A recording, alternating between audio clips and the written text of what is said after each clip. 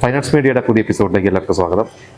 പകിടകളി എന്ന് പറഞ്ഞ് ഒരു വ്യത്യസ്തമായിട്ടുള്ള സിനിമ റിലീസാകാൻ പോകുന്നു. ആ ഒരു സിനിമയിലൂടെ മലയാള സിനിമയിലേക്ക് പുതിയൊരു നായികയെ കൂടി ലഭിക്കുകയാണ്, അന്ന മറിയ അല്ലേ? അപ്പോൾ ഇൻട്രൊഡ്യൂസ് ചെയ്തോളൂ. ഇത് ആദ്യത്തെ സിനിമയല്ലേ, എങ്ങനെ വന്നു ഈ സിനിമയിലേക്ക്?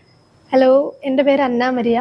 എൻ്റെ വീട് ഇടുക്കി കട്ടപ്പനയിൽ നിന്ന് പിന്നെ കുറച്ചുള്ളിലേക്ക് പോകണം. കൽത്തട്ടി എന്നൊരു സ്ഥലത്താണ് ഞാൻ താമസിക്കുന്നത്. അപ്പോൾ ഈ സിനിമയിലേക്ക് വരിക എന്ന് പറഞ്ഞത് തികച്ചും എന്താ പറയുക, അപ്രതീക്ഷിതമായിട്ട് ഇടുക്കിന്നാണ്. പിന്നെ 2024 മിസ് ഇടുക്കി കോമ്പറ്റീഷനിൽ വിൻ ചെയ്തിരുന്നു.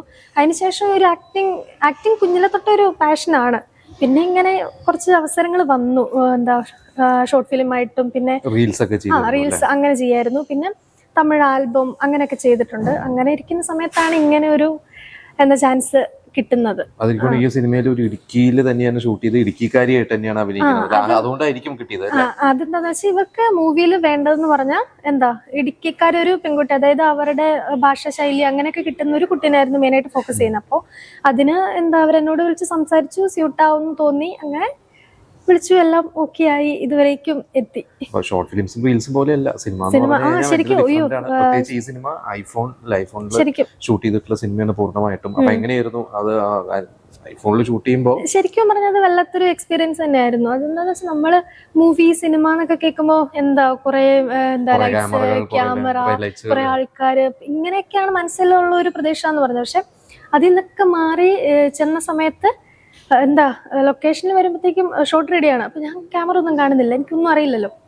അന്നേരം ഫോണിൽ നിന്ന് പോക്കറ്റിൽ നിന്ന് ഫോൺ എടുക്കുന്നു, പിടിക്കുക, എന്നിട്ട് ഓക്കെ ഷോട്ട് എടുത്തോണ്ടിരിക്കുക.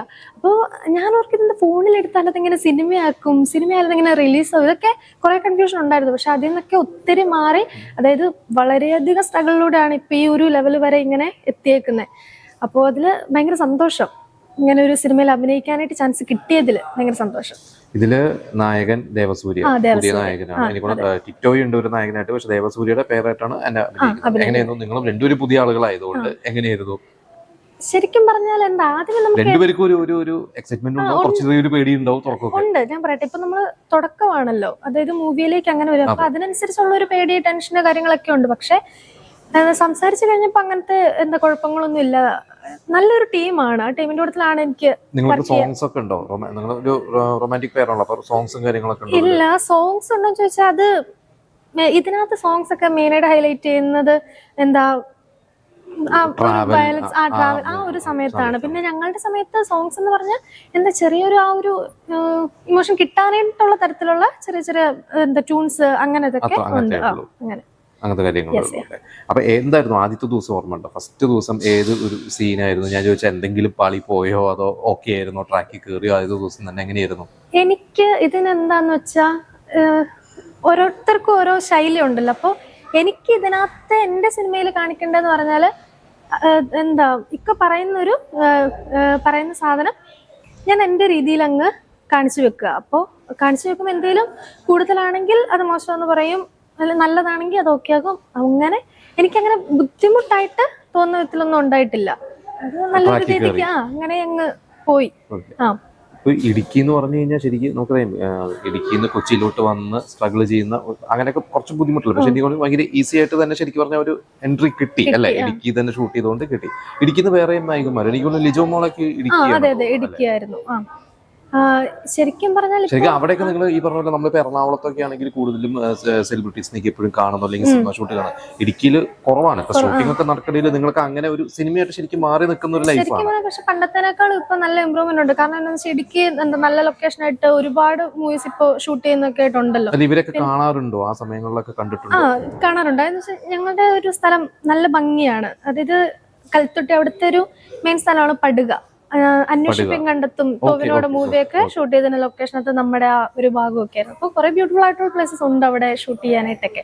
അപ്പൊ എനിക്ക് നല്ല എക്സ്പീരിയൻസ് ആയിരുന്നു. എന്റെ നാട്ടിൽ തന്നെ എനിക്ക് അങ്ങനെ ചെയ്യാൻ പറ്റി. അങ്ങനെ ഒരു സന്തോഷമുണ്ട്.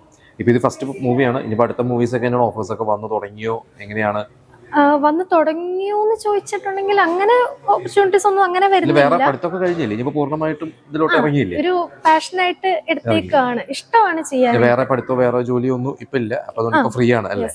അപ്പൊ നല്ല ഓഫേഴ്സ് വന്നു കഴിഞ്ഞാൽ ചെയ്യാം അങ്ങനെ വിചാരിക്കുന്നു. എന്തായാലും എല്ലാവരോടും ചോദിക്കുന്ന ചോദ്യമാണ്, എന്നാലും ചോദിക്കുകയാണ്. ഒരുപാട് ഹീറോസ് ഉണ്ട് ഇപ്പോൾ. ഏതെങ്കിലും ഒരു ഹീറോസിന്റെ കൂടെ നമ്മളിപ്പോൾ ചെറുപ്പം മുതലേ കണ്ടു വളർന്ന ഹീറോസ് ഒക്കെ ഉണ്ട്.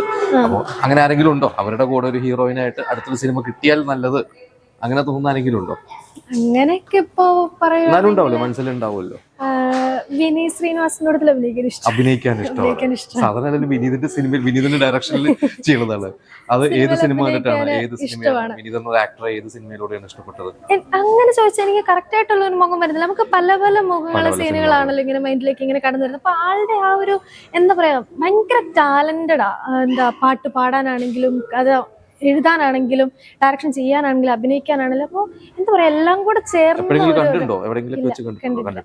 ഇനിയിപ്പോ റിലീസ് ഒക്കെ കഴിയുമ്പോൾ കാണാം അല്ലേ? കാണാൻ പറ്റുമായിരിക്കും. അപ്പൊ എന്തായാലും ഓഡിയൻസിനോട് വിശ്വസിക്കുന്നു, അങ്ങനെ ആഗ്രഹിക്കുന്നു. അപ്പോൾ ഓഡിയൻസിനോടും പറയാനുള്ളത്, നിങ്ങൾ നിങ്ങളുടെ ഒരു പാഷനെ ഫോളോ ചെയ്യുന്ന ആൾക്കാരാണെങ്കിൽ നിങ്ങൾക്ക് വരുന്ന ചാൻസസ് ഇത് എന്താ പറയാ ചിലപ്പോൾ ഒരു ഭാഗ്യത്തിന് കിട്ടിയെന്ന് വരിക്കും. പക്ഷെ എന്നാലും നിങ്ങൾ പരിശ്രമിക്കുന്നത് തുടർന്നുകൊണ്ടിരിക്കണം. എത്രമാത്രം ട്രൈ ചെയ്യുന്നു, നിങ്ങൾ അതിനെ സ്നേഹിക്കുന്നു, അത് അത്രമാത്രം നിങ്ങളെ തേടി വരും. അപ്പോൾ വെയിറ്റ് ചെയ്യുക.